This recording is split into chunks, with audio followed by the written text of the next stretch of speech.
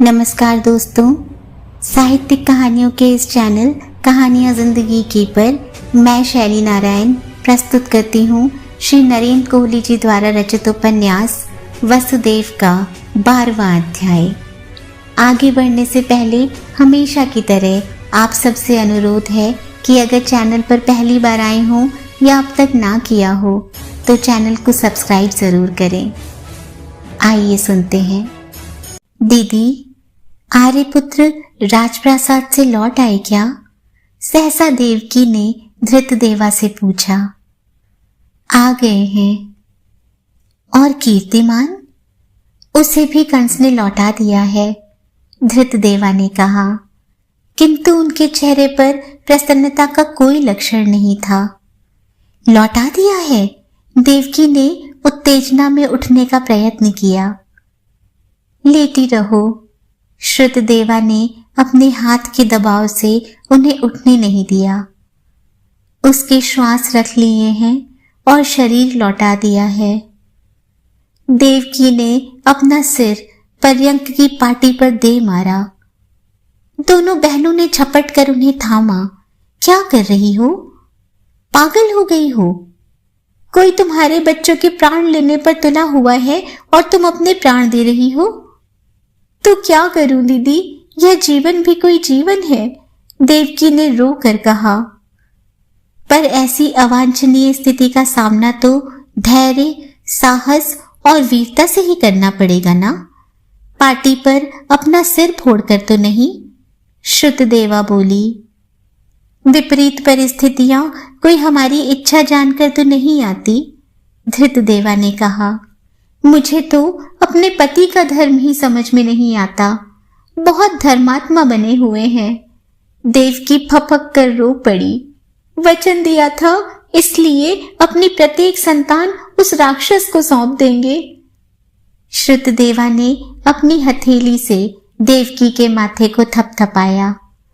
आर्यपुत्र अपनी इच्छा से शिशु को लेकर नहीं गए थे। हाँ, यह ठीक है कि वह उनकी गोद में गया था, क्योंकि वे नहीं चाहते थे कि कंस के वे क्रूर मागध सैनिक नवजात शिशु को अपने साथ ले जाएं। देवकी ने अपनी आंखें पूर्णतः खोल दी। वे अश्रुओं से भरी हुई थीं। उन्होंने एक बार अपनी दोनों बहनों को देखा और बोली, जो भी हुआ हो, अब उनसे कहलवा दीजिए कि वे मेरे सामने ना आए। उनको सम्मुख देख मैं नहीं जानती कि मैं क्या कर बैठूंगी। वे स्वयं ही तुम्हारी क्या किसी के भी सामने नहीं आ रहे। धृतदेवा की आंखों से अश्रु टपक पड़े। उन्होंने स्वयं को अपने कक्ष में बंद कर लिया है। किसी के लिए भी कपाट नहीं खुल रहे। और कीर्तिमान? उसके शरीर को लेकर पिताजी पत्थर बने बैठे हैं। पिताजी आए हैं? वे तो कब के आए हुए हैं। मुझसे मिलने नहीं आए। न वे इस स्थिति में हैं कि तुमसे मिल सके, न तुम इस स्थिति में हो कि उनसे मिल सको। देवकी चुप रह गई। सहसा उन्होंने उठने का प्रयत्न किया। क्या कर रही हो? श्रुतदेवा ने उनकी भुजा पकड़कर उठने से रोका। मुझे लगता है कि आर्यपुत्र को मेरी आवश्यकता है। तुम लेटी रहो, धृतदेवा ने कहा। इस समय तो हम सबको सबकी आवश्यकता है। आर्यपुत्र को भी संभालना होगा और तुम्हें भी स्वयं को नियंत्रित करना होगा। यह परीक्षा की घड़ी है देवी। देवकी का ध्यान इस ओर गए बिना नहीं रहा कि धृतदेवा जब लाड़ में उन्हें बुलाती थी तो देवकी के स्थान पर देवी ही कहती थी। वे ठीक कह रही थीं। यह परीक्षा की घड़ी थी। इस समय परस्पर लड़ने का कोई अर्थ नहीं था। देवक ने कपाट थपथपाए। वसुदेव? भीतर से कोई उत्तर नहीं आया। वसुदेव? देवक पुनः बोले। मैं देवक हूं पुत्र। मुझे बताओ कि तुम्हारे इस नवजात शिशु के शरीर को जल समाधि देने कौन जाए? यह शरीर तुम्हारे दुख को नहीं समझता। माता प्रकृति उसे समझती तो है, किंतु वह किसी के लिए अपने नियम नहीं बदलती। संस्कार न हुआ तो यह शरीर अशोभनीय स्थिति को प्राप्त होगा। वसुदेव ने कोई उत्तर नहीं दिया, किंतु कपाट खोल दिए। सामने देवक खड़े थे। देवकी के भाई निकट ही फर्श पर बैठे थे और घर के कुछ सेवक आसपास उपस्थित थे। कीर्तिमान का शरीर देवक की भुजाओं में था और वह श्वेत वस्त्र में लिपटा हुआ था। इसे नहला दिया है? वसुदेव ने पूछा। नहला तो दाई ने ही दिया था पुत्र, देवक बोले। अब यमुना मैया स्वयं नहला लेंगी। जन्म और मृत्यु के बीच यह 2 बार नहाएगा भी नहीं। वसुदेव रो पड़े। तुम्हारी इच्छा हो तो पुनः नहला देते हैं, देवक बोले। किंतु पहले स्नान के पश्चात वह मिट्टी में खेला ही कहाँ है कि उसे पुनः नहलाया जाए। वसुदेव कक्ष से बाहर निकल आए। उन्होंने दृष्टि उठाकर देखा तो उन्हें दूर खड़ा मागध सैनिकों का गुल्म दिखाई दे गया और सहसा ही वसुदेव का रूप जैसे बदल गया। वीरभद्र! स्वामी, जाकर उन मागधों से कह दो कि यहाँ से चले जाएं और फिर अपने राजा के आदेश पर भी यहाँ दिखाई न पड़े। यदि वे न जाएं तो स्वामी, तो मेरा खड्ग ले आओ और स्वयं भी शस्त्र सज्जित हो जाओ, वसुदेव बोले। अत्याचार की कोई सीमा होती है और धैर्य की भी। अब मैं और सहन नहीं कर सकता। वीरभद्र चला गया और वसुदेव ने आगे बढ़कर कीर्तिमान को लेने के लिए भुजाएं फैला दी। इसे मेरे पास ही रहने दो, देवक ने कहा। नहीं, जितनी देर भी संभव हो इसे मैं अपने पास रखना चाहता हूं, वसुदेव बोले। एक बार यमुना मैया को सौंप दिया तो फिर यह कब मेरी गोद में आएगा? देवक की आंखों से अश्रु टपक पड़े। वे लोग प्रासाद के बाहरी द्वार तक पहुंचे कि मागध वाहिनी के सैनिक उनका मार्ग रोककर खड़े हो गए।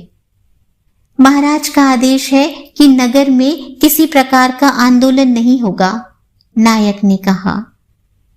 तुम्हें कहीं आंदोलन दिखाई पड़ रहा है नायक? देवक ने कुछ गंभीर स्वर में पूछा। जब इतने लोग एक साथ चले तो वह आंदोलन का ही सूत्रपात होता है, नायक बोला। ना समझ हो नायक तुम, वसुदेव बोले। जब सत्य और स्वतंत्रता का दमन होता है तब आंदोलन का सूत्रपात होता है। इस बात को ना तुम समझ रहे हो ना तुम्हारे महाराज। आप जानते हैं आर्य वसुदेव कि हम इसे राजद्रोह भी मान सकते हैं। मानो, जो तुम्हारे मन में आए मानो, किंतु कोई साधारण व्यक्ति भी इस बात को समझ सकता है कि एक नवजात शिशु से उसके अंतिम संस्कार का अधिकार कोई शासन भी नहीं छीन सकता, और ना ही कोई मुझे अपने पुत्र, जिसकी हत्या शासन ने की है, को जल समाधि देने से रोक सकता है। यदि आप लौट नहीं जाते तो परिणाम भयंकर होंगे, नायक ने कहा। तब अनेक लोगों का अंतिम संस्कार करना होगा, और यदि तुम मुझे मार्ग नहीं दोगे तो परिणाम उससे भी भयंकर होगा। वसुदेव ने कीर्तिमान को देवक की भुजाओं में दे दिया और वीरभद्र के हाथों से अपना खड्ग ले लिया। तुम्हारा अंतिम संस्कार भी हो पाएगा या नहीं मैं कह नहीं सकता। आप एक पूरी वाहिनी से अकेले लड़ेंगे, नायक मुस्कुरा रहा था। मैं ऐसी अनेक वाहिनियों से अकेला लड़ भी सकता हूं और विजयी भी हो सकता हूं। चाहो तो प्रमाण प्रस्तुत करूं? वसुदेव का तेज उनके मुख पर चमक रहा था। वैसे इस समय मैं अकेला भी नहीं हूं। उन नयनों में जलती ज्वाला का सामना नायक नहीं कर सका। उसकी आंखें झुक गईं। आप जानते हैं कि यह महाराज कंस के शासन के विरुद्ध विद्रोह है। नहीं, वसुदेव पूरे अधिकार से बोले। महाराज का शासन यह नहीं कहता कि मृतकों का अंतिम संस्कार भी ना हो।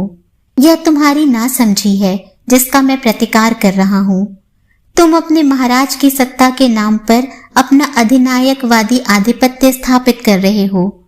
वह हमें मान्य नहीं है। मार्ग दो। वसुदेव के स्वर में ऐसी ज्वाला थी कि नायक एक ओर हट गया। इतनी सी बात है तो बालक के शव को जल समाधि हम दे देते हैं, वह बोला। नहीं, तुम्हें उसका अधिकार नहीं है, वसुदेव बोले। और यदि ऐसा कुछ करना ही था तो कंस की राजसभा से इस शरीर को उठाया होता। जब इस अभागे पिता की आंखों के सम्मुख उसके पुत्र का मृत शरीर राजसभा की भूमि पर पड़ा था, तब क्यों नहीं उठाया उसे? तब क्यों नहीं कहा कि इसका अंतिम संस्कार शासन की ओर से राजकीय सम्मान के साथ होगा? अब तो यह कार्य इसके परिजन ही करेंगे। उसके लिए 2 ही लोग पर्याप्त हैं, नायक बोला। शेष लोग लौट जाएं। वसुदेव का खड्ग कोष से बाहर निकल आया। अनाथ नहीं है मेरा पुत्र कि 2 लोग जाकर उसे जल में प्रवाहित कराएं। हम उसे संस्कार से केवल इसीलिए वंचित नहीं कर सकते कि उसका वध राजा ने किया है। नायक खड़ा देखता रह गया और वसुदेव अपने साथियों के साथ रथों में बैठ गए। रथ नायक के पास पहुंचा तो वसुदेव बोले, तुम अपने राजा को आश्वस्त कर सकते हो कि हम इस शिशु के अंतिम संस्कार की ओट में कोई उपद्रव नहीं करेंगे। देवकी ने सारा विवरण सुना और उसकी आंखों से झरझर अश्रु बहने लगे। देवकी, स्वयं को संभालो। दीदी, आर्यपुत्र को एक बार बुला लाओ, मैं उनसे एक बात कहना चाहती हूँ। कपाट खुले और वसुदेव ने प्रवेश किया। उनके पीछे पीछे देवक और देवकी के सारे भाई भी थे। मैं स्वयं ही आ गया हूँ देवी। मैं लज्जित हूँ कि मैं अपने पुत्र के प्राणों की रक्षा नहीं कर सका। देवकी के मुख से स्वर नहीं फूटा। उन्होंने श्रुतदेवा की ओर देखा और संकेत किया, आर्यपुत्र को मेरे निकट आने के लिए कहिए। वसुदेव आकर पर्यंक की पाटी पर बैठ गए। आपको अब भी अपने ईश्वर में विश्वास है? अब और किस पर विश्वास करूं? किंतु नहीं जानता कि उसकी लीला क्या है। वसुदेव बोले, जब आयु नहीं दी थी तो कीर्तिमान को शरीर और प्राण क्यों दिए? किंतु उसकी यह लीला बार बार नहीं देखी जाएगी। इसलिए चाहता हूं कि हम दोनों मिलकर एक संकल्प करें। क्या? देवकी के प्राण उनके कंठ में आ अटके थे कि अब हम और संतान को जन्म नहीं देंगे। न पुत्र जन्म होगा, न कंस उसका वध करेगा। किंतु मैं इससे भिन्न संकल्प करना चाहती हूँ। देवकी के स्वर में ओज भर आया था। क्या? हम ईश्वर से प्रार्थना करेंगे कि जितनी शीघ्र हो सके वह हमारे पुत्रों को जन्म दे। क्यों? ताकि कंस हमारे जीवित पुत्रों को शव बनाकर हमें सौंप दे? नहीं, ताकि हमारा 8वां पुत्र यथाशीघ्र इस अत्याचारी को मृत लोथ में परिणत कर दे। देवकी ने कहा, आर्यपुत्र 8वां पुत्र 7 पुत्रों के पश्चात ही आ सकता है। वसुदेव ने देवकी की ओर देखा। उन्हें लगा कि जैसे देवकी के उस मृदुल शरीर में रणचंडी का प्रवेश हुआ है।